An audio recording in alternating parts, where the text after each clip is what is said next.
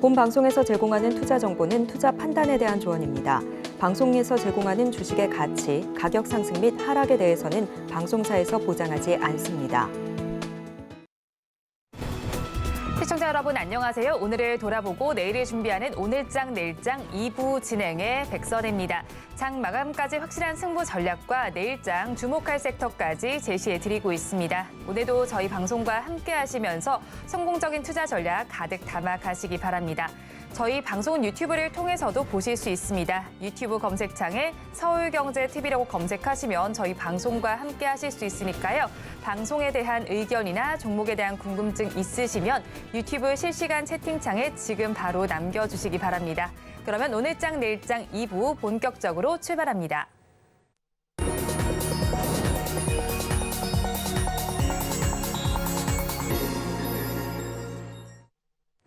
급락하는 종목에 대한 생존 전략을 모색해 보겠습니다. 종목 SOS 시간. 오늘은 나도투자연구소의 이재규 본부장과 연결되어 있습니다. 본부장님 안녕하세요. 네, 안녕하세요. 본부장님, 저희 급락하는 종목들을 구조해 보기 전에 오늘 시장 상황부터 점검하겠습니다. 오늘 시장 어떻게 보시나요? 네, 오늘도 우리나라 시장 약세 이어지고 있습니다. 제가 아침에 기사를 읽어봤는데 16년 만에 가장 약한 국내 코스피라고 이야기가 나오더라고요. 근데 그런 상황에서도 추가적인 하락이 나오면서 우리 시장 굉장히 어렵게 진행이 되고 있습니다.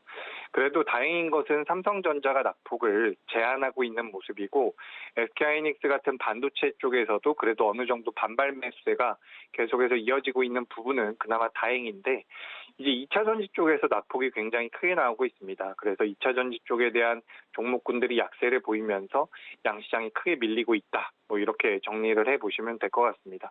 2차 전지 쪽 같은 경우는 수요 둔화에 관련되어 있는 내용들은 과거부터 계속해서 언급이 됐었던 부분이지만 현재 미국에서 가장 큰 렌터카 업체라고 하는 허츠라는 기업에서 이 전기차를 2만 대 가량 매각을 한다라는 얘기가 나왔습니다. 매각을 하면서 내연 기관차로 돌려 세우겠다라는 부분들인데 이런 내용들이 시장에서 어느 정도 부각이 되면서 전기차의 그런 성장성에 대한 의구심이 많이 시장에서 부각이 됐다라고 생각이 되고 있습니다. 게다가 또 한 가지 말씀드려보자면 전 세계적으로 이제 LG 에너지 솔루션이 어쨌든 2차 전지 쪽에서 가장 큰 비중을 가지고 있는 기업인데 이번에 조사 결과에 따르면 CATL이라는 기업과 거의 점유율이 비슷하게 나오고 있다라고 지금 이야기가 나오고 있는 부분이 있어가지고 이런 부분들 같은 경우도 2차 전지에는 어느 정도 부담으로 작용하고 있다라고 생각을 하고 있습니다. 그리고 이제 지난주부터 계속해서 우리나라 시장 같은 경우는 외국계의 매도가 나왔죠. 오늘 같은 경우는 그래도 그나마 다행인 것이 우리나라 이제 선물 시장에서 외국인이 순매수를 조금씩 해주고 있습니다. 그래서 이런 부분들은 어느 정도 그래도 긍정적인 모멘텀으로 작용을 할 가능성이 있으니까 그래도 이번 주간 기준으로는 우리나라 시장이 그래도 양봉이 나올 가능성이 높다라고 보고 있습니다. 그래서 오늘은 우리 시장이 좀 밀린다라고 하더라도 주후반으로 갈수록 어느 정도 개선될 가능성이 높다. 이렇게 보시면 좋을 것 같고요. 그리고 지금 이제 시장에서 변동성을 많이 키우고 있는 요인 중에 하나가 이 중동발 리스크입니다. 중동발 리스크로 인해서 지금 이 중동발 리스크가 어떻게 보면 테슬라의 주가에도 악영향을 미친 부분이고 그 부분들이 우리나라 2차 전지에도 어느 정도 영향을 주고 있다. 이렇게 보시면 될 것 같습니다. 네, 지난주에서 오늘도 시장이 전반적으로 약세를 보이고 있습니다. 섹터별로는 어떻게 움직이고 있나요? 네, 지금 우리나라 시장이 섹터별로 좀 나눠본다라고 한다면 오늘 굉장히 극명하게 엇갈리는 부분이 있습니다. 지난주에 이제 마이크로소프트가 금요일 날 애플의 시가총액을 뛰어넘으면서 관련되어 있는 AI 관련주들이 오늘 우리나라에서 강세를 좀 보이고 있고요. 그리고 CXL 쪽도 전 이제 어느 정도 꺾일 거라고 생각을 했었는데 CXL 쪽 같은 경우도 다시 한번 자금이 유입되면서 강세를 보이고 있는 부분이 있습니다. 그리고 이제 반대로 약세를 보이고 있는 종목군들이나 업종들은 조금 더 뚜렷하다라고 생각이 되는데 일단 지난주에 강세를 보였었던 메타버스 쪽이 굉장히 큰 폭으로 하락을 보이고 있습니다. 그래서 메타버스 쪽이 약세를 보이고 있고요. 그리고 지난주에 이제 워크아웃이 결정된 태형건설 같은 경우도 약세, 태형건설과 관련되어 있는 기업들도 약세를 보이고 있고요. 아침에 이제 시장에서 좀 큰 이슈로 작용을 했었던 OCI 관련되어 있는 종목군들, 한미사이언스 한미사이언스 같은 경우는 그렇지 않지만 OCI 관련 기업들 같은 경우는 오늘 전반적으로 좀 낙폭을 키우고 있습니다. 그리고 다수의 종목들이 약해요. 오늘 지금 코스닥 같은 경우는 마이너스 1.5%까지 밀리고 있는 상황이기 때문에 대다수의 종목군들, 그러니까 투자자분들께서 보유하고 계신 종목들이 전반적으로 좀 약하다라고 판단이 되고 있습니다. 그리고 일부 제약 바이오들 같은 경우도 낙폭이 굉장히 크게 나오고 있기 때문에 지금 시장 자체가 좀 어렵다라고 생각이 됩니다. 그래서 이제 이런 어려운 자리에서 우리 투자자분들께서 어떻게 앞으로 헤쳐나가야 될지 고민을 좀 해본다면, 제가 미리 좀 팁을 드려보자면, 지금 이 시장 같은 경우는 일단 낙폭이 과한 것은 맞아요. 코스피가 16년 만에 최대 낙폭을 기록했다라고 하죠. 1월 기준으로 가장 큰 낙폭을 기록했다라고 이야기가 나오고 있는데, 이런 자리에서 이제 현금 여력이 아예 없다라고 한다면 분명히 부담이 됩니다. 주가가 많이 밀려 내려온 상태고 여기서도 더 밀릴 가능성도 분명히 있기 때문에, 하지만 여기서 지금 현금이 어느 정도 남아있다라고 한다면 저는 분명히 매수할 기회가 될 것이다라고 보고 있습니다. 물론 이 매수하는 강도 자체는 약하게 가져가야 된다라는 것은 아직까지는 우리가 두드려 봐야 되는 다리가 많기 때문에 좀 분할 매수의 관점으로 접근해야 되는 것은 맞지만, 시간이 어느 정도 지나서 봤을 때는 현재 구간 같은 경우는 그래도 종목별로 시장 지수 위치를 기준으로 봤을 때는 꽤나 저점 구간일 가능성이 높습니다. 그렇기 때문에 현금이 남아있다라고 한다면 어느 정도는 매수 관점으로 보실 필요가 있다라는 말씀을 드리고요. 다만 이제 현금 여력이 아예 남아있지 않은 분들, 지금 내가 보유하고 있는 종목들이 전부 다 10%, 20% 정도 손실이 난다라고 한다면 일단 조금은 버텨냈다가 반등이 나올 때 비중 조절을 하면서 현금을 어느 정도 마련하시는 것이 도움이 될 수 있을 것이다. 이렇게 말씀드리겠습니다. 오늘도 우리 시장 약세를 보이고 있습니다. 이런 시장 상황 속에서 더욱더 급락하는 종목들이 있습니다. 2시 30분 기준 급락주들 화면을 통해서 체크해 보겠습니다. 블루엠텍 먼저 살펴보도록 하겠습니다. 제약업계 쿠팡으로 불리는 종목인데 오늘 시장에서는 13%가 넘게 빠지고 있습니다. 지금의 주가 2250원 선에 거래가 되고 있고요. 다음으로 보로노이 살펴보겠습니다. AI 신약 개발 기업입니다. 10% 넘는 낙폭을 보이면서 지금의 주가는 44,450원 선을 가리키고 있습니다. 다음으로 리튬 포어스 살펴보겠습니다. 리튬과 관련된 종목인데 9% 넘게 빠지면서 6,370원 선에 거래가 되고 있고요. 다음으로 DNC 미디어 살펴보겠습니다. 콘텐츠 전문 기업입니다. 최근에 급등세가 나오기도 했지만 오늘 장에서 밀리고 있습니다. 8% 넘게 빠지면서 주가는 31,200원 선에 거래되고 있습니다. 마지막으로 에코프로 머티를 살펴보겠습니다. 하이니켈 전구체를 제조하고 판매하는 업체입니다. 6% 넘게 빠지면서 21만 7천 원 선에 거래되고 있습니다. 급락하는 종목들 저와 함께 살펴보셨는데요. 이 종목들을 가지고 계신 분들이거나 또 다른 종목에 대한 궁금증이 있으시다면 유튜브 실시간 채팅창에 지금 바로 남겨주시기 바랍니다. 그러면 저희는 첫 종목부터 구조해 보겠습니다. 블루엠텍을 구조해 보겠습니다. 지난해 12월에 상장한 종목입니다. 보호예수 물량이 출회되면서 주가가 약세를 보이고 있는데 본업단은 어떻게 평가해 봐야 할까요? 네, 일단 본업에 대해서 생각한 부분도 굉장히 중요하죠. 이게 지금 앞서서 말씀하셨던 것처럼 제약업계의 쿠팡이라고도 불리고요. 의사들의 쿠팡이라고도 많이 불리고 있는 기업인데 지금 상장된 이후에 보호예수 물량이 계속해서 풀리고 있는 상황입니다. 그래서 이런 기업들 같은 경우는 기업이 아무리 성장성이 뛰어나고 앞으로 주가 흐름에 대한 기대감이 있다라고 하더라도 너무 공격적으로 매매하시면 안 된다라는 말씀을 좀 드리고 싶습니다. 그래서 작년 같은 경우는 이제 우리나라 IPO 시장이 굉장히 부각이 되면서 시장에서 이제 공매도 금지라든지 어떻게 보면 수급이 몰리는 종목들이 강세를 보일 만한 그런 시장이 많이 연출이 됐었죠. 그래서 에코프로 머티라든지 LS 머트리얼즈 같은 경우도 굉장히 좋은 모습을 보이면서 시장에서 어떻게 보면 개인 투자자분들, 특히 초보 투자자분들 같은 경우는 신규 상장주라면 무조건 상승을 하는구나라고 생각을 하는 경우도 있었던 것 같습니다. 하지만 제가 항상 말씀드리는 것처럼 신규 상장주들 같은 경우는 통상적으로 주가 흐름이 좋지가 않습니다. 그렇기 때문에 신규 상장주 같은 경우는 투자의 관점이 아닌 트레이딩의 관점으로 접근을 해야 된다. 매수와 매도 관점, 단기적으로 매수했다가 주가가 반대로 움직인다라고 한다면 대응을 하는 관점으로 접근을 해야지 신규 상장주는 그렇게 좋게 우리가 투자의 관점으로 보기가 어렵다라는 말씀 드렸습니다. 왜냐하면 항상 이 신규 상장주들은 보호예수 물량이라는 게 있거든요. 그렇기 때문에 보호예수 물량도 있고 처음에 상장할 때는 실제로 기업이 가지고 있는 가치보다 훨씬 더 고평가가 돼서 상장되는 경우가 많기 때문에 조심하십시오라고 말씀을 많이 드렸는데 작년이 굉장히 특이했다라고 보시면 좋을 것 같습니다. 그래서 작년에는 심지어 전문가들도 나와서 신규 상장주를 매매해야 됩니다. 이런 말씀들을 많이 하셨는데 통상적으로는 그렇지 않다라는 말씀을 좀 드리고 싶고요. 블루엠텍 같은 경우도 제가 말씀드렸던 것처럼 작년 12월 달에 상장이 되긴 했지만 12월 13일 날 상장이 됐네요. 12월 13일 날 상장인데 이 회사 같은 경우는 1개월치, 1개월째, 2개월째, 3개월째 지금 계속해서 보호예수가 풀리고 있는 상황입니다. 그러니까 시장에서 100주가 거래가 되고 있었던 상황에서 200주, 300주가 이렇게 시장이 풀린다라는 것이죠. 그럼 주가의 흐름도 당연히 희석이 될 가능성이 높고요. 주가의 가치가 희석될 가능성이 높고요. 그리고 지금 보호예수가 풀리는 물량들 같은 경우는 저기 고점대, 가격대가 비쌀 때 매수하셨던 지금 블루엠텍 같은 경우는 고점이 75,900원인데 뭐 6만 원, 5만 원에서 매수하신 분들보다 훨씬 더 저렴한 가격에서 지금 책정이 되고 있는 상황이기 때문에 보호예수 물량이 풀린다라고 한다면 주가는 계속해서 빠질 가능성이 높습니다. 물론 지금 한 6개월 정도, 6개월 정확히 제가 계산을 해보진 않았지만 지금 3개월 차죠. 그러니까 12월 13일에서 3개월이면 3월 중순까지는 보호예수 물량이 계속해서 풀릴 가능성이 높아요. 그렇기 때문에 저는 이런 기업 같은 경우는 너무 긍정적으로 보지 않으셨으면 좋겠다라는 말씀을 드리고요. 다만 지금 블루엠텍 같은 경우는 공모가 부분까지 가격이 내려와 있는 상황이긴 합니다.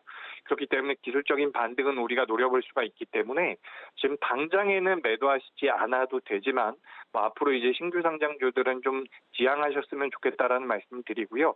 블루엠텍 같은 경우는 보호예수가 그러니까 상장되는 기업들이 다 이런 것은 아닙니다.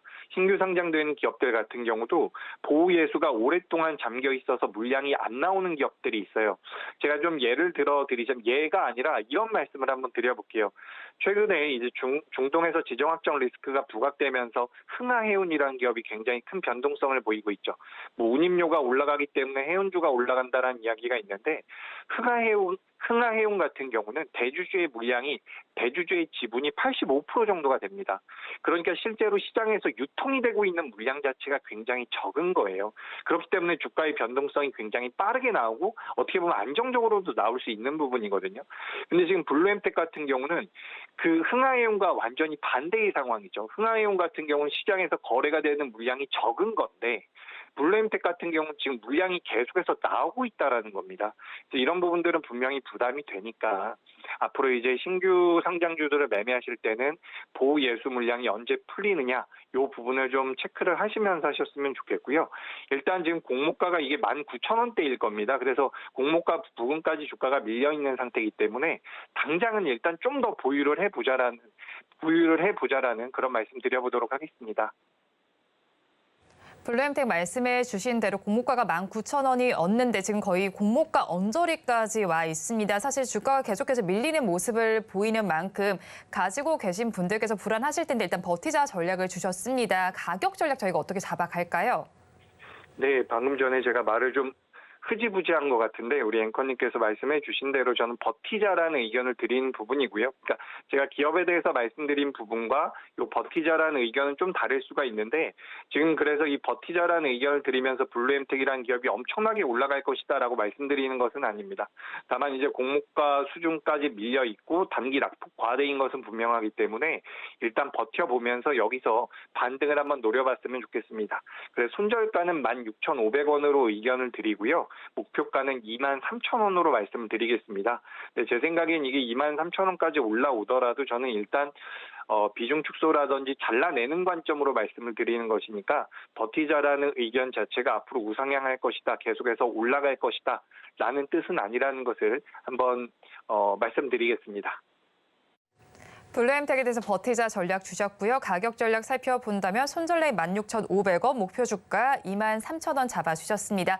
그러면 저희 다음 종목을 구조해 보겠습니다. DNC 미디어를 구조해 보겠습니다. 나 혼자만 레벨업이 공개된 직후에는 뜨거운 반응을 보였습니다. 하지만 그 이후에 기대감이 소멸된 것 때문인지 주가는 내림세를 보이고 있습니다. 앞으로 어떻게 전망해 볼까요?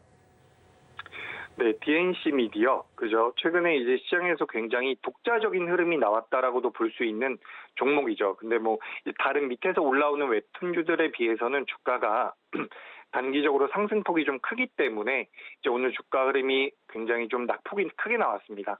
마이너스 8%, 그리고 장중에는 좀 더 많이 밀렸었죠. 장중에는 마이너스 11%까지 하락을 했었는데, 지금 어떻게 보면 우리나라 웹툰 관련주 중에서 네이버를 제외하고는 대장주라고 보시는 게 맞을 것 같습니다. 그래서 우리가 이제 어떤 종목군들이나 테마군들을 매매를 할 때 대장주를 매매해야 된다, 이런 이야기들을 많이 들어보셨을 거예요. 그렇기 때문에 대장주의 관점에서 이 DNC 미디어를 생각해 본다면 최근에 상승했던 것과 비교해서 지금 현재의 주가 낙폭은 그렇게 과하다라고 볼 수가 없습니다. 그러니까 지금 방금 전에 말씀하셨던 것처럼 이 회사 같은 경우는 이 웹소설을 원작으로 하고 있는 웹툰, 나 혼자만 레벨업이라는 그 웹툰을 가지고, 그 IP를 가지고 이 애니메이션이 지난주 7일부터 방영이 되고 있다라고 합니다. 그래서 그 부분에 대한 기대감이 소멸되면서 주가가 밀렸다라고도 볼 수가 있지만, 제가 앞서 말씀드렸던 것처럼 저점대에서 상승한 것과 비교해 봤을 때는 낙폭 자체가 그렇게 크지가 않습니다. 그러니까 저는 자연스러운 매물 출회 정도라고 생각을 하고 있기 때문에 DNC 미디어 같은 경우는 웹툰 관련주의 대장주로서 다시 한번 시세가 나올 가능성이 높다라고 보고 있습니다. 그리고 제가 지금 조금 알아봤는데 이 DNC 미디어가 그 애니메이션으로 만들었다라고 하는 나 혼자만 레벨업에 대한 반응이 나쁘지가 않다라고 해요. 그러니까 이게 예전에 부잣집, 재벌집 아들인가요? 그런 드라마 같은 경우도 드라마가 방영되고 나서 이제 웹툰에 대한 조회수가 많이 올라갔다라고 해요. 그런 식으로 이 DNC 미디어가 지금 진행하고 있는 나 혼자만 레벨업에 대한 관심도가 다시 한번 높아지면서 웹툰이나 웹소설 쪽에서의 매출이 또 한 번 발생될 가능성이 높다라는 거죠. 그래서 이런 지적재산권을 가지고 계속해서 사업 영역을 확장해 나가고 있는 부분이고, 추후에는 이제 RPG 게임으로도 출시가 된다라고 이야기가 나오고 있습니다. 그래서 이런 부분들을 고려해 봤을 때 전 DNC 미디어 같은 경우는 어떻게 보면 지금 시장에서 크게 주목받고 있지는 못하지만 다른 종목군들보다 주목을 덜 받으면서 많이 가는 기업, 그러니까 이런 기업들이 굉장히 강해요. 그러니까 우리가 시장을 분석을 할 때 시장을 강하게 이끌어가는 주도 섹터가 있죠. 뭐 반도체도 있고 2차 전지도 있고, 작년에는 상반기 때 2차 전지, 하반기 때 반도체였다라고 한다면 이런 기업들 말고 조용히 많이 올라가는 기업들이 분명히 있습니다. 작년 같은 경우는 이제 그 전력 관련되어 있는 기업들이 조용히 많이 올라갔다라고 생각을 하는데, 이 DNC 미디어를 비롯한 이 웹툰 관련주들 같은 경우도 지금 어떻게 보면 좀 조용하게 계속해서 2024년도 내내 부각될 가능성이 있다라고 보는 거죠. 그렇기 때문에 저는 DNC 미디어 같은 경우는 오늘 낙폭이 좀 크게 나왔지만 너무 걱정하실 필요가 없다라는 말씀드리고요. 이 웹툰 쪽 같은 경우 모멘텀도 살아 있습니다. 네이버 웹툰이 미국에 상장한다라는 이야기가 나오고 있죠. 그래서 기업 가치가 5조를 넘어갈 것이다라는 내용도 나오고 있고요. 실제로 전 세계적으로 이 만화라든지 웹툰에 관련되어 있는 어플리케이션 매출 1, 2, 3, 4위가 우리나라 카카오와 네이버 쪽이라고 하고 있습니다. 그만큼 우리나라가 전 세계적으로도 이 컨텐츠에 관련되어 있는 경쟁력이 굉장히 강한 상태이기 때문에 전 DNC 미디어 같은 경우는 오늘 장중 낙폭은 좀 무서웠지만 그래도 추가 상승의 가능성이 있다. 그렇기 때문에 뭐 주가 흐름에 대해서는 기대를 해봐도 좋다. 이렇게 말씀드려보도록 하겠습니다. 네, DNC 미디어 장중에 낙폭이 있지만 추가 상승 가능성이 있겠다고 짚어주셨습니다. 그러면 가지고 계신 분들 지금 시점에서 계속 버텨가면 될까요? 그렇죠. 저는 버티자라는 의견을 드리고요. DNC 미디어 현재 31,400원인데 손절가는 28,000원, 그리고 목표가는 단기적으로는 35,000원까지 의견 드리도록 하겠습니다. DNC 미디어에 대해서 버티자 전략 주셨고요. 손절 라인이 28,000원 목표 주가, 단기적으로 35,000원 잡아주셨습니다. 그러면 저희 마지막 종목을 구조해 보겠습니다. 에코프로 머티를 구조해 보겠습니다. 지난해 상장한 종목인데 상장 당일보다 그 이후의 흐름이 더 좋았던 종목입니다. 일단은 에코프로 머티의 경우엔 다음 달 MSCI 지수 편입도 예상을 해볼 수가 있습니다. 그런 만큼 수급이 더 회복될 가능성 어느 정도로 보실까요? 네, 일단 뭐 에코프로 머티 같은 경우는 제가 처음에 이 종목이 오늘 왜 이렇게 빠지지라고 봤을 때는 마이너스 7% 정도까지 밀리고 있었던 상황인데, 현재는 이제 마이너스 5%대까지 낙폭을 좀 줄이고 있는 상황입니다. 그래서 지금 이 에코프로머티 같은 경우는 앞서서 말씀하셨던 것처럼 이 MSCI 편입에 관련되어 있는 패시브 자금이 어느 정도 유입될 가능성, 그 기대감으로 인해서 주가 흐름이 굉장히 잘 움직이고 있습니다. 그래서 이 부분 같은 경우는 이제 2월 달에 정기 편입에 대해서 내용들이 계속해서 나오게 될 텐데 실제로 에코프로머티 같은 경우는 거의 확정적이라고 보고 있는 상황입니다. 그래서 이런 뭐 MSCI를 추종하는 자금들, 펀드들이 굉장히 많기 때문에 MSCI 지수에 편입이 된다라고 한다면 그 안에 종목으로 편입이 된다라고 한다면 이 지수를 추종하고 있는 굉장히 많은 패시브성 자금이 들어오게 됩니다. 자연스럽게 들어올 수밖에 없는 자금이기 때문에 그에 따라서 그에 대한 기대감으로 계속해서 지금 에코프로머티가 좋은 모습을 보였다라고 생각을 하는데 사실 요즘에 이 기업이 무슨 일을 하고 있는 기업이냐라고 한다면 대답할 수 있는 분들이 많지는 않을 거예요. 이제 2차 전지 관련주로서 이제 전구체에 관련되어 있는 사업을 진행하고 있는 기업인데 시장에서는 말씀드렸던 것처럼 이제 MSCI라든지 코스피 200이라든지 이런 인덱스에 편입이 된다라는 기대감 때문에 주가 흐름이 굉장히 잘 나왔습니다. 물론 전 세계적으로라기보다는 우리나라에서 어떻게 보면 유일하게 전구체 사업을 진행하고 있는 기업이기 때문에 그에 따른 메리트도 분명히 있지만 그렇다라고 해서 뭐 4만 원대에서 20만 원대까지 5배가 올라갈 정도의 메리트가 있는 것은 솔직히 말해서 아닙니다. 하지만 그렇다라고 하더라도 최근에는 이제 작년부터 계속해서 이어지고 있는 부분이 이런 수급적인 힘을 우리가 절대 무시할 수가 없어요. 제가 뭐 기업을 분석하고 업황에 대해서 분석을 하지만 사실 가장 좋은 것은 그게 어떤 기업이든 간에 그 기업이 내재 가치가 떨어지고 적자가 나오든 간에 수급이 들어와서 주가가 올라가서 투자자분들이 매수 후에 수익이 난다라고 하면 그 기업은 어떻게 보면 좋은 기업이 될 수가 있겠죠. 그래서 그런 관점에서 봤을 때 저는 에코프로머티 같은 경우는 사실 오늘 장 초반에 7%, 8% 가까이 조정받은 것은 전 정상적인 조정이라고 보고 있습니다. 그러니까 주가가 가파르게 올라왔기 때문에 어느 정도의 조정은 나올 수 있는 부분이고 그리고 MSCI 편입에 대한 기대감으로 인해서 움직였었던 부분들이 이제 2월 달이 되면서 조금씩 희석될 가능성이 높아요. 지금 18일 이후에 이제 관련된 내용들이 좀 더 명확하게 나올 가능성이 높습니다. 그래서 이제 그 시기를 앞두고서 변동성이 좀 나온다라고 생각을 하는데 제가 생각했을 때는 쉽사리 빠지지 않을 것입니다. 제가 이 말씀을 사실 처음에 상장되고 나서 에코프로머티가 변동성을 처음 보였을 때 10만 원대 넘어갈 때 이런 말씀을 드렸었거든요. 지금 에코프로머티 같은 경우는 어떻게 보면 수급적으로 움직이고 있는 상황이기 때문에 이 기업 생각보다 안 밀릴 수 있습니다. 생각보다 10만 원 밑으로 안 내려갈 수 있습니다라고 말씀드렸었는데 물론 거기에서 지금 거의 100%가 올라와서 20만 원까지 올라왔기 때문에 사실 지금 이제 가치만 놓고 보자면 언제든 밀릴 수는 있는 부분입니다. 다만 지금 이런 기업의 가치라든지 성장성보다 훨씬 더 압도적인 힘을 보여주고 있는 것이 바로 수급이기 때문에 저는 이제 수급적인 면에서 에코프로머티 같은 경우는 추가적인 상승까지도 가능하다라고 보니까 그 부분을 우리 시청자분들이나 투자자분들께서도 참고하시면 될 것 같습니다. 일단은 그래도 조정이 나오고 있는 만큼 가지고 계신 분들의 마음이 굉장히 불편하실 것 같거든요. 어떻게 대응하면 좋을까요?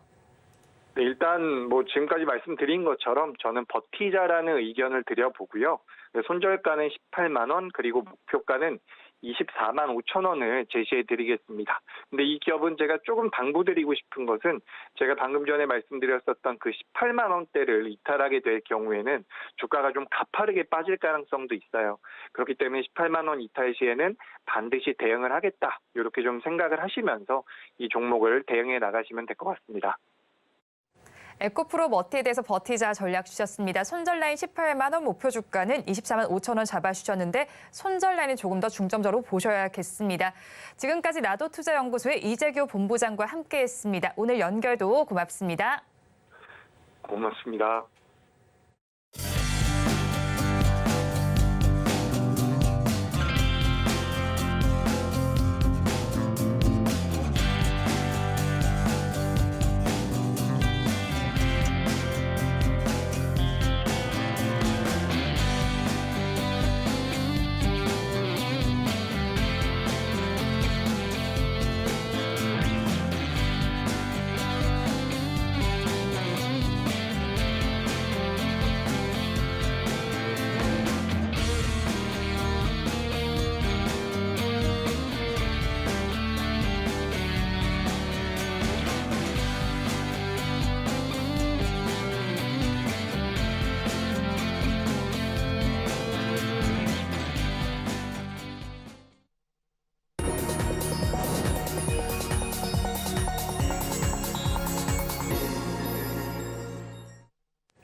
앞서서 급락주에 대한 대응 전략을 살펴봤다면 이번에는 오늘의 매매일지에 성공적인 마침표를 찍어드릴 찬스 종가 베팅 시간입니다. 오늘은 글로원 파트너스 이성웅 이사 나와 있습니다. 어서 오세요. 네, 안녕하세요. 먼저 이사님과 이 시간에 짚어봤던 종목 리뷰를 해보겠습니다.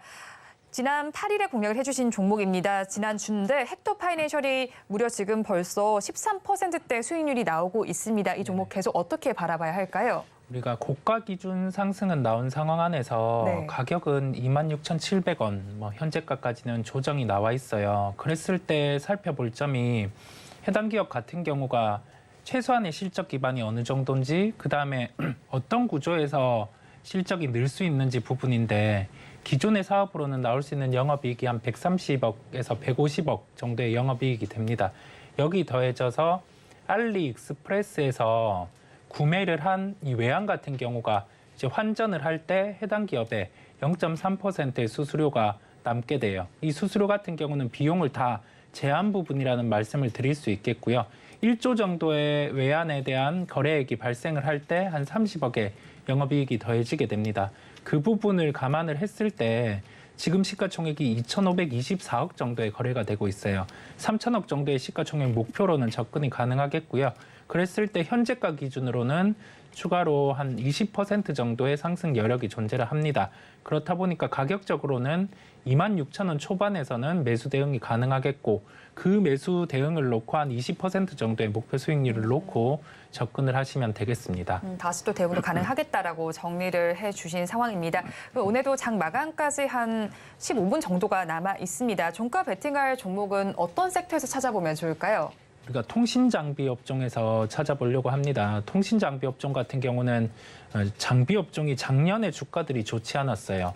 이 부분은 LTE에서 5G로 넘어오는 시기에서 대부분의 투자가 단행이 되었고, 그리고 나서는 보안 투자 측면 일부만 투자가 이루어지다 보니까 통신장비주들의 실적은 좋지 않았습니다. 그다음에 통신사, 그다음에 국가 입장에서는 5G에서 진짜 이게 5G인가 하는 논란들이 많았죠. 그랬을 때 장비주 같은 경우가 보안 투자의 가능성으로 주가들이 한 차례씩 반응하곤 했는데, 지금 같은 경우 올해 기점으로는 삼성전자에서 6G 투자에 대해서 대응 방안의 점검에 나섰죠. 대응 방안 점검안에서 이야기를 한 게 글로벌 표준화 절차 같은 경우는 2025년에 시작이 된다라고 했고요.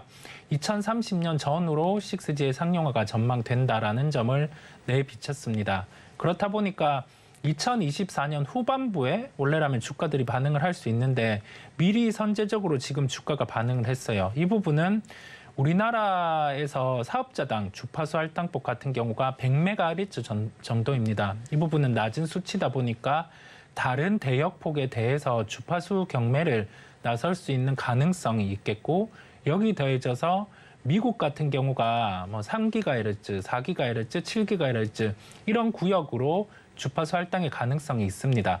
이 부분의 주파수 같은 경우는 UAM, 그러니까 도시망공 모빌리티 같은 경우에 사업이 진행이 될 때 주파수 경매가 이루어질 것으로 보여요. 그렇다 보니까 현재 구간 안에서는 6G의 상용화는 2030년으로 멀게 남아 있지만은 5G에 대한 보안 투자 같은 경우가 올해는 가능하다는 점이 가장 핵심이겠고요. 그랬을 때 지금 과거의 통신장비 업체에서 수주가 나오던 그런 부분과 올해 좀 달라질 수 있는 수주의 부분을 대입을 해서 이와 관련된 종목 같은 경우는 주가의 반응이 있을 수 있습니다. 그렇다 보니까 그런 종목들을 찾아서 접근을 하시면 되겠습니다.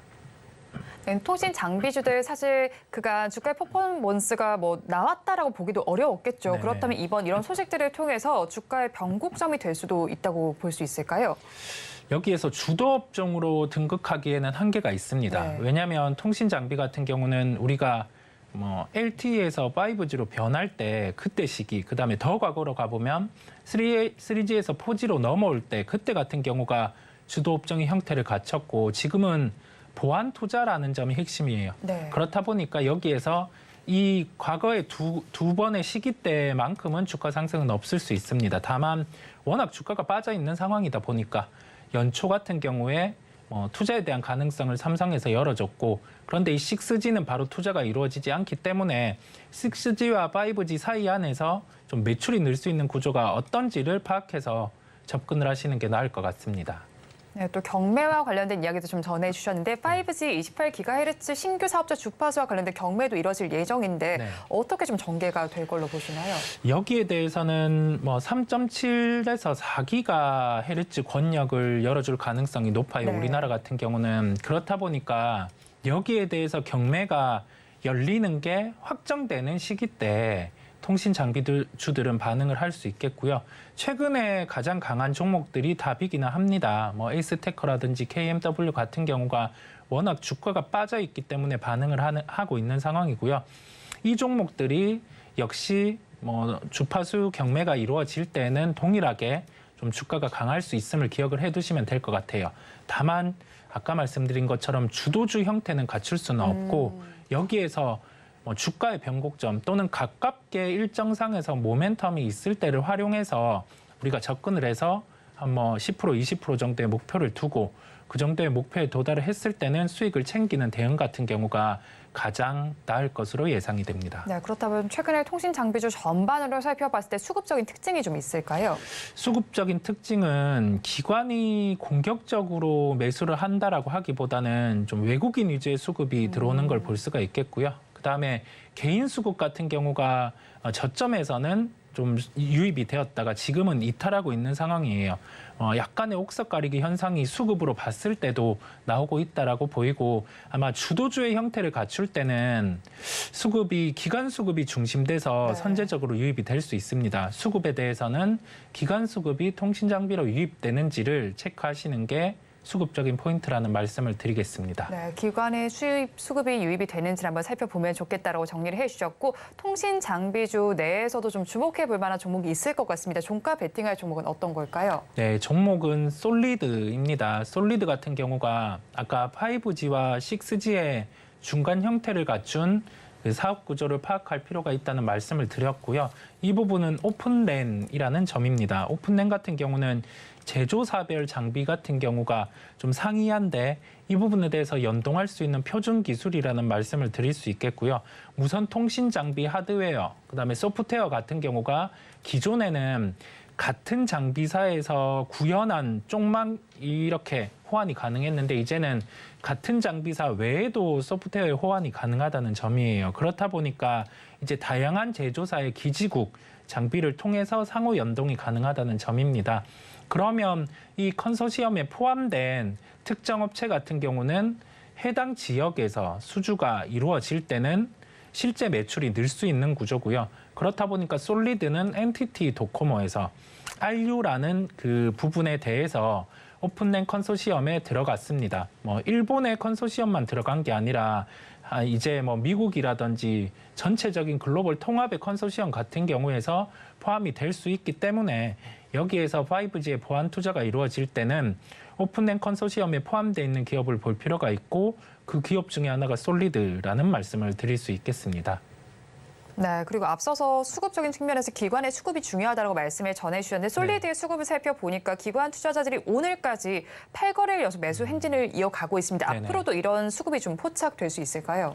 앞으로는 조금 부담은 될 수 있을 것 네. 같아요. 왜냐하면 주가 같은 경우가 저점 대비해서 저점이라 하면 한 5,500원대에서 한 7,080원 정도까지 올라와 있는 상황이다 보니까 한 9월 20일 정도의 고점 7,570원에 갔을 때는 수급 같은 경우가 기관 중심으로 유출이 될 수는 있습니다.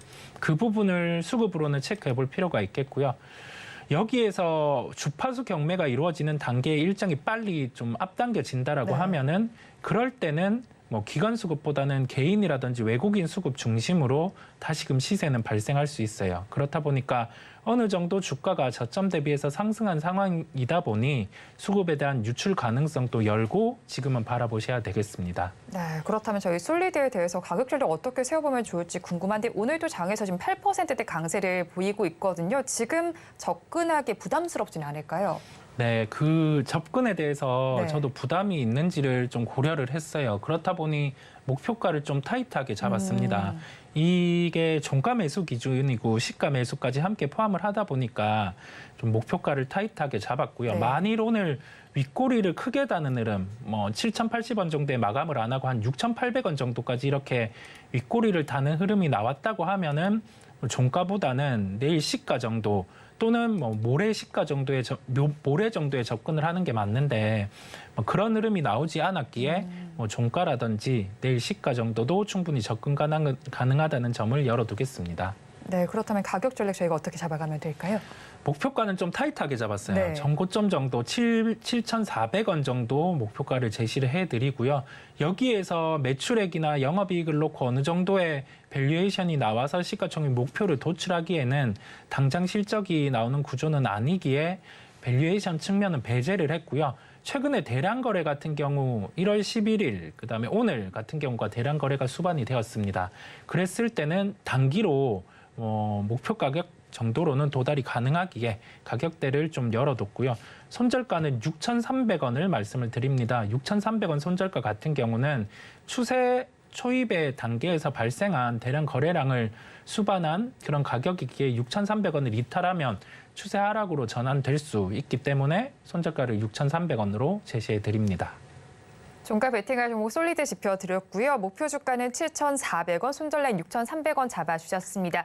그러면 저희는 마감 동시호가 구간 우리 시장 어떤 분위기 보이고 있는지 살펴보겠습니다. 우리 양대 시장 오늘도 약세를 보였는데 코스피 지수는 상승으로 전환하면서 마감을 할 것으로 보입니다. 0.13% 강보합세를 보이면서 2,528선의 종가를 쓸 것으로 보이고요. 다음으로 코스닥 지수로 넘어가 보겠습니다. 코스닥 지수의 경우에는 1% 넘게 빠지는 흐름이 관찰되고 있습니다. 858선 정도에서 종가를 쓸 것으로 예상되고 있습니다. 이어서 수급 상황도 체크를 해보겠습니다. 코스피 시장을 먼저 살펴보겠습니다. 오랜만에 기관 투자자들이 매수를 보이고 있는데 오늘 기관 투자자들이 홀로 매수세 보이고 있습니다. 9거래일 만에 매수 전환이 됐고요. 1,490억 원 담아내고 있습니다. 반면에 외국인은 1,000억 원 넘게 팔고 있고요. 개인 투자자들도 100억 원 넘게 팔아내고 있습니다. 이어서 코스닥 시장으로 넘어가겠습니다. 코스닥 시장에서는 외국인과 개인이 쌍끌이 매수를 해주고 있는 가운데 기관 투자자들만이 홀로 매도세를 보이고 있습니다. 외국인은 150억 원 그리고 개인은 1,124억 원 담아내고 있습니다. 반면에 기관 투자자들 1,100억 원 넘게 팔아내고 있습니다. 오늘 시장 상황 이사님께서는 어떻게 보셨나요? 오늘 시장은 아무래도 좀 8거래일 이상 하락을 하는 시장이 연출이 되겠죠. 네, 지금까지 봤을 때는 그런 시장이 연출이 되는데 외국인의 선물 매수 수량들을 계속 체크를 했어요. 네. 한 2,000계약 이상까지 매수가 늘어났다가 장 막판으로 갔을 때는 1,000계약 이하까지 줄어드는 모습이었습니다. 이 부분을 왜 체크를 하냐면 외국인이 선물 매도를 할 때는 선물의 가격 같은 경우가 하락을 하잖아요. 그랬을 때 외국인이 선물 매도를 하고 다른 주체는 싼 선물을 사면서 현물 같은 경우를 파는 차익 거래가 나오게 됩니다. 프로그램에서 자동적으로 나오는 이 거래 같은 경우가 최근에 많았기 때문에 외국인의 선물 같은 경우가 매수를 하는지 매수 수량이 어느 정도인지를 체크하면서 시장을 보고요.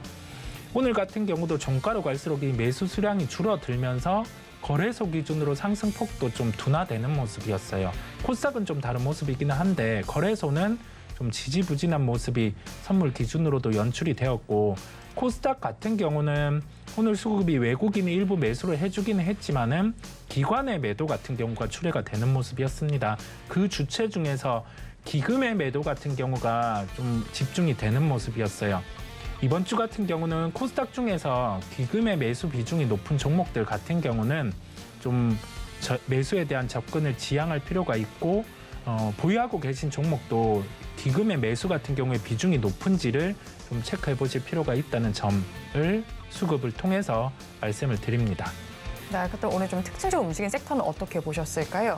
전체적으로 특징적으로 움직인 섹터가 방송을 통해서도 소개해드린 종목 업종인데 엔터 업종이죠. 엔터 업종 같은 경우가 우리가 JYP 엔터의 있지 같은 경우가 새로운 앨범을 발표했는데 초동 물량이 부진했어요. 그렇다 보니까 엔터주 같은 경우는 지금 추세를 깨는 흐름이 연출이 되고 있습니다. 그래서 기존에 보유하고 계신 분들은 리스크 관리가 필요하다는 점을 말씀을 드리고요. 좀 비중이 전체적으로 포트 안에서 30% 비중을 갖고 있다라고 하면 이 중에서 한 50% 정도는 매도하는 리스크 관리에 접근이 필요하고 엔터주 중에서 접근을 한다라고 하면은 그래도 탑픽은 하이브라는 네. 점을 말씀을 드리겠습니다. 좀 지금 저점 매수의 기회를 활용해 보는 건 이를까요? 미리 보유하고 네. 계신 분들이 포트에 대해서 아까 말씀드린 전처럼 30% 이상 비중이 부담이 될 때는 좀 위험 관리, 네. 비중 축소가 필요하고 중장기적 관점에서는 엔터 업종 같은 경우에 수출입 데이터를 봤을 때 이 부분은 깨지지는 않았어요. 깨지지는 않았는데 시장 안에서 과거에 그러니까 작년에 영업이익의 성장이 기본적으로 10% 이상 나오던 산업이었는데 여기에서 각 엔터사별로 10% 이상이 안 나올 수 있는 구조가 있는 거죠. 왜냐하면 신규 앨범을 이렇게 냈을 때 초동 물량이 예전만큼 반토막 이상 나니까요. 그렇다 보니까 여기에서 해소될 수 있는 키는 초동 물량 회복되는지를 봐야 할 것으로 보여요. 밸류 매력은 존재를 합니다만 네. 여기에서 주가의 조정이 나올 수 있는 요인이 해소되는 걸 또 확인해 봐야 되겠습니다. 네, 일단은 엔터주 오늘 좀 전반적으로 힘을 내지 못하고 있습니다. 앞으로의 흐름까지도 체크를 해보면 좋겠다라고 말씀을 전해주셨고 수급적인 측면을 살펴봤을 때도 전반적 정리를 저희가 전해드렸습니다. 시장은 혼조세로 마감을 할 것으로 예상이 되는 가운데 시가총액 상위 종목들의 분위기 좀 살펴보도록 하겠습니다. 코스피 시장은 혼조 양상을 펼치면서 마감을 할 것으로 예상이 되고 있습니다. 대장주인 삼성전자는 빨간불을 켜고 있지만 SK하이닉스에는 파란불이 들어와 있는 상황이고요. 삼성바이오로직스가 2%대로 강한 흐름을 보여주고 있습니다. 현대차와 기아 역시도 동반해서 빨간불을 켜고 있는 상황이고요. 코스닥 시장은 하지만 분위기가 사뭇 다른 모습입니다. 시가총액 상위 종목들 중에서 빨간불을 켠 종목을 찾기가 어렵습니다. 대체로 파랗게 질려 있는 가운데 마감을 할 것으로 보입니다. 마감 동시효과 구간 함께 하셨습니다.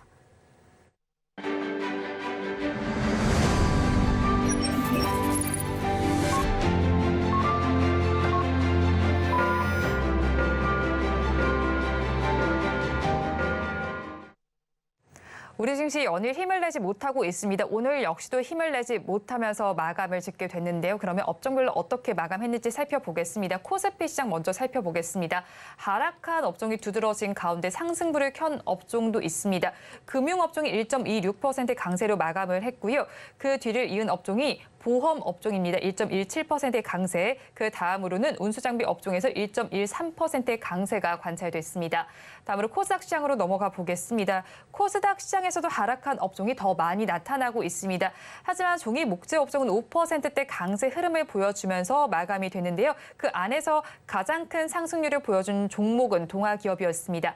다음으로 통신장비 업종이 좋았습니다. 오늘 종가 베팅 업종으로도 짚어드렸는데 4.41%의 강세를 보여주면서 마감이 됐고요.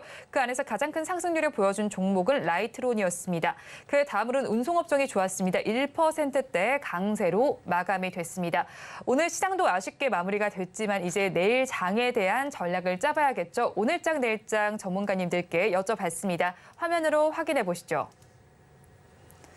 이번 주 우리 증시 추가 하락이 불가피할지 질문을 드려봤습니다. 그러면 여기서 대응 전략 어떻게 짜면 좋을지 궁금한데요.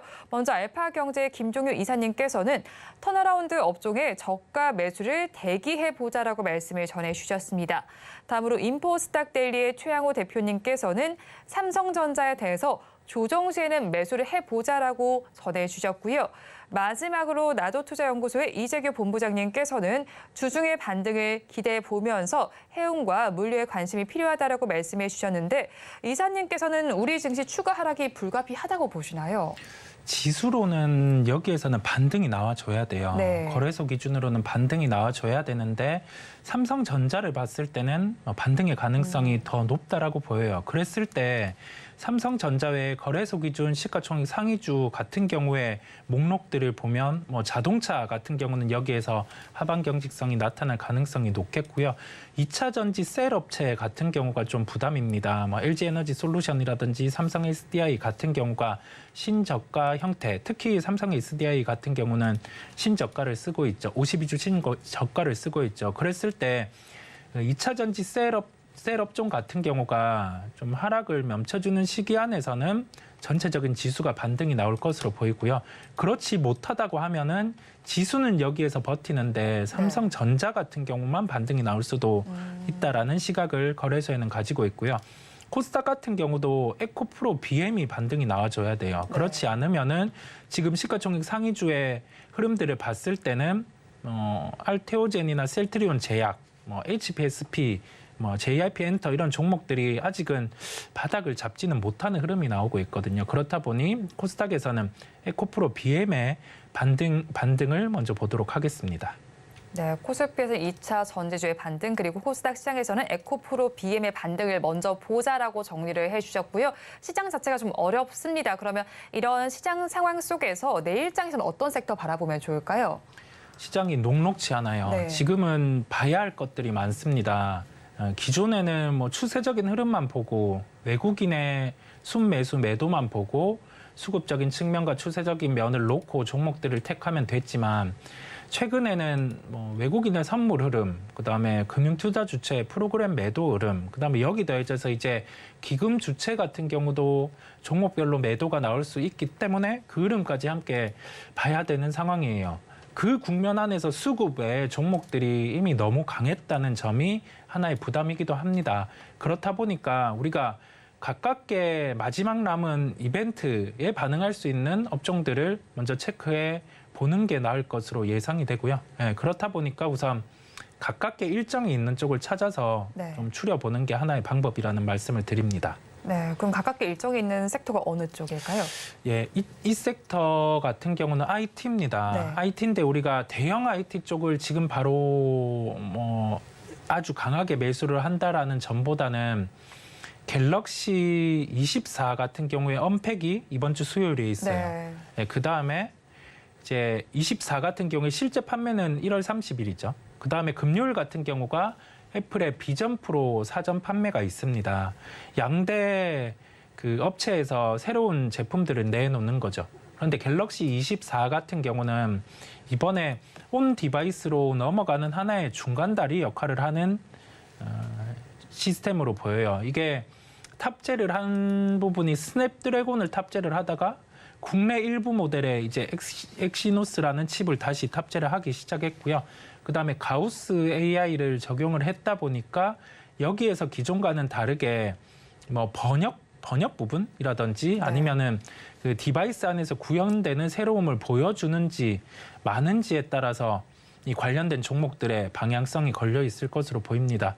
기대감은 지금 있는 상황인데 해당되는 종목들이 약간 이익 대비해서 시가총액이 비싼 면이 있다 보니까 선제적으로 조정이 나왔어요. 그렇다 보니 그런 종목군들 같은 경우가 실제 판매 호조가 나온다고 하면은 주가 반응들이 빠를 수 있을 것으로 예상이 되고요.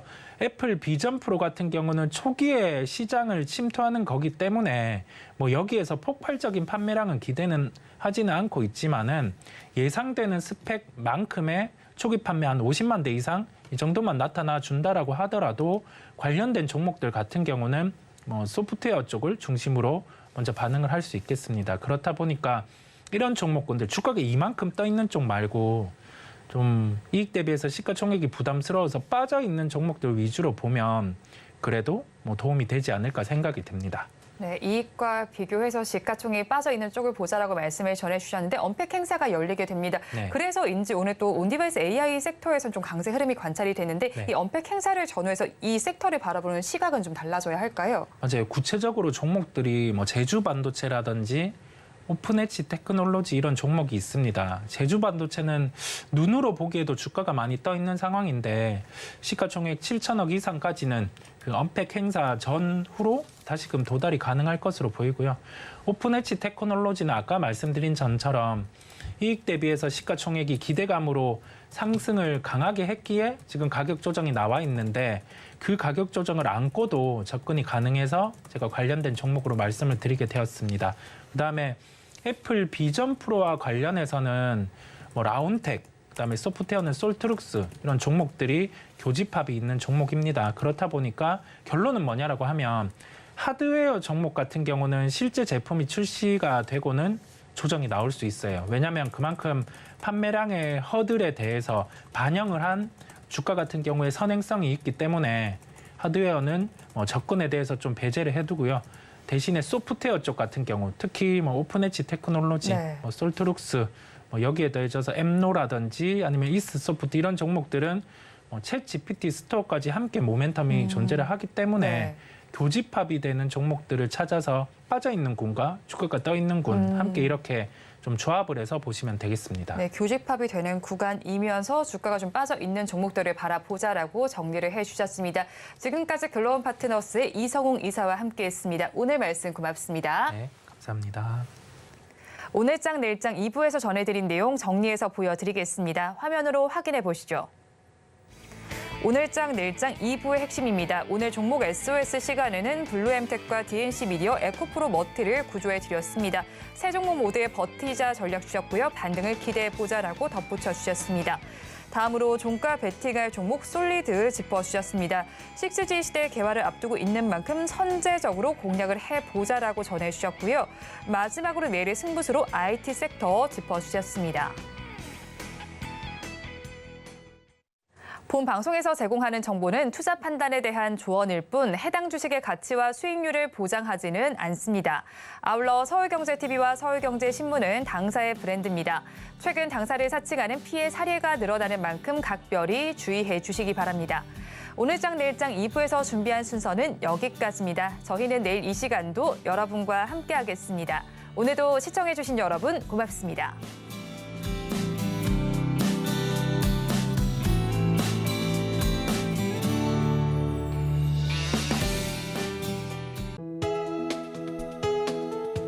본 방송에서 제공하는 투자 정보는 투자 판단에 대한 조언입니다. 방송에서 제공하는 주식의 가치, 가격 상승 및 하락에 대해서는 방송사에서 보장하지 않습니다.